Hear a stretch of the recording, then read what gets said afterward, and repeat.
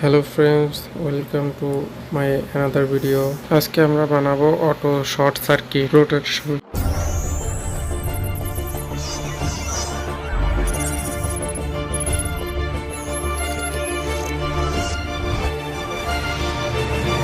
আমাদের এই প্রজেক্টের জন্য 12 ভোল্ট একটা রিলে দরকার, দুইটা লাইট দরকার, একটা রেজিস্টার দরকার এবং একটা সুইচ দরকার, লিমিট পুশ সুইচ। ভিডিওটি শেষ পর্যন্ত না দেখলে কিছুই বুঝতে পারবেন না।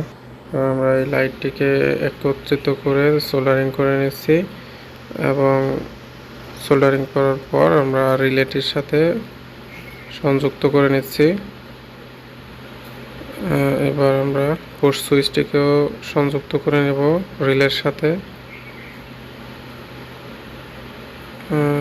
সংযুক্ত করা হয়ে গেছে। এখন আমরা কালো তারটা লাগাই নিচ্ছি, মাইনাস তার। এবার প্লাস তারটাও প্লাসে লাগাই নিচ্ছি। এখন বাকি অংশগুলো কেটে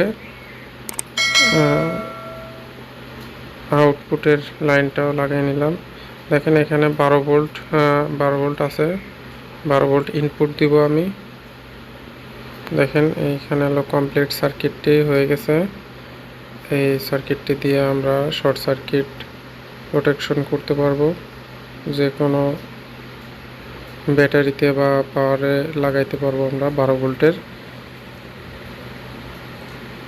দেখেন এখানে আমাদের ডিভাইসটি অন হয়ে গেছে। এখন আমরা দেখব এটার কাজ হয় কিনা। কাজ হচ্ছে। দেখুন পুশ সুইচটি দেওয়ার সাথে সাথেই আমাদের লাইন হয়ে গেছে। দুই তার একত্রিত করার সাথে সাথে আমাদের অটো সার্কিট বোর্ডটি কাজ করা শুরু করে দিয়েছে। এখন আমরা এটি দিয়ে একটা মোটর চালিয়ে দেখব যে এটা কি আসলে পাওয়ার লোড নিতে পারে কিনা, না এমনি বন্ধ হয়ে যায়। এখন আমরা একটা 12 ভোল্টের ডিসি মোটর নিয়ে নিয়েছি। আগে আমরা আউটপুটটা চেক করে দেখি।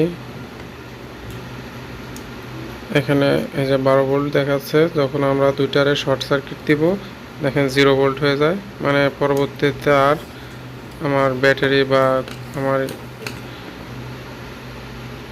ট্রান্সফরমারটি নষ্ট হওয়ার কোনো চান্স নাই, অটোমেটিক বন্ধ হয়ে যাবে। দেখেন মোটরটি ফুল টর্কে ঘুরতেছে 12 ভোল্টে।